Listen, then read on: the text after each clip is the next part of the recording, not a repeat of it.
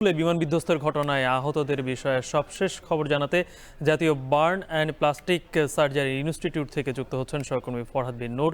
সরাসরি যাচ্ছি তার কাছে। ফরহাদ, আহতদের সবশেষ অবস্থা কি জানাবেন? ধন্যবাদ গালিব। আমরা বার্ন ইনস্টিটিউটে দেখেছি একটু আগেও এখানে 3টা নাগাদ ব্রিফ করেছে স্বাস্থ্য মন্ত্রণালয়ের উপদেষ্টা এবং প্রধান উপদেষ্টার বিশেষ সহকারী ডাক্তার সাইদুর রহমান।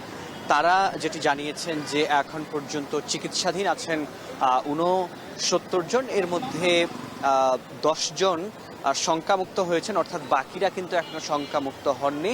এর মধ্যে 2 জনকে আইসিইউ থেকে বেডে স্থানান্তর করা হয়েছে এবং আরও যেটি বলা হয়েছে যে 10 জন তো শঙ্কামুক্তের কথা বলা হয়েছে এবং আজ রাতেই সিঙ্গাপুর থেকে চিকিৎসকদের একটি বিশেষ প্রতিনিধি দল কিন্তু নিয়ে আসা হচ্ছে, এটা কিন্তু তারা জানিয়েছেন। এবং আরেকটি বিষয় একটু জানাতে চাই যে আমরা এই বার্ন ইনস্টিটিউটের যে সবশেষ অবস্থা সেখানে কিন্তু আমরা এখনো দেখছি যে এই বার্ন ইনস্টিটিউট ঘিরে এর দুপাশেই ইমার্জেন্সি এবং এই যে প্রবেশ পথ আছে সেখানে কিন্তু আমরা দেখছি যে এখনো আইন শৃঙ্খলা রক্ষাকারী বাহিনী, পুলিশ, আর্মি এবং স্বেচ্ছাসেবক যারা রয়েছেন, আনসার যারা রয়েছেন, তারাও কিন্তু এখানে আসছেন এবং তারা কিন্তু এখানে নিয়ন্ত্রণের ব্যাপারটা কিন্তু দেখছেন। এবং যেহেতু আমরা গতকাল দেখেছিলাম যে এই বার্ন ইনস্টিটিউটের সামনের সড়কে দুপাশে আসলে ব্যাপক মানুষের উৎসুক জনতার এখানে ভিড় ছিল, সেই ভিড় কিন্তু আজকে আমরা দেখছি না এবং ভিড় যেন না হয় সেজন্য কিন্তু এখানে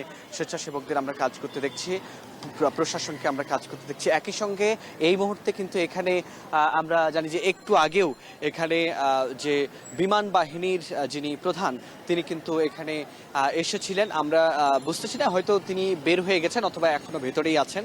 তিনি এসেছিলেন এবং আমরা যে তথ্যটি জানি তিনি গতকালই তুরস্কে গিয়েছিলেন রাষ্ট্রীয় একটি বিশেষ সফরে এবং তিনি বিমানে সেখানে অবতরণ করার পরই কিন্তু জানতে পারেন যে বাংলাদেশে এরকম একটি দুর্ঘটনা ঘটেছে এবং সেই দুর্ঘটনার খবর জানার পরই তিনি ইমিগ্রেশন পার না করেই আবার কিন্তু তিনি দেশেই ফিরে এসেছেন। আজকে সকালে তিনি পৌঁছেছেন।